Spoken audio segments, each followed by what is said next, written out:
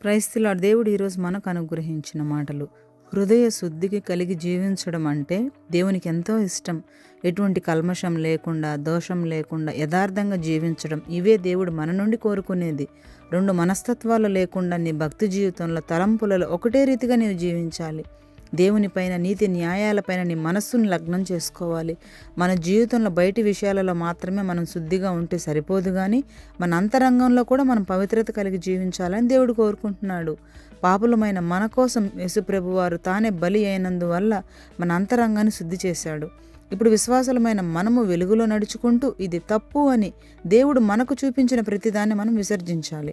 ఆయనలో ఏమాత్రం చీకటి లేదు కనుక మనలో కూడా చీకటికి సంబంధించిన విషయాలు ఉండడానికి వీల్లేదు. అప్పుడు యేసుక్రీస్తు రక్తం మన ప్రతి పాపము నుండి మనల్ని శుద్ధి చేస్తుంది.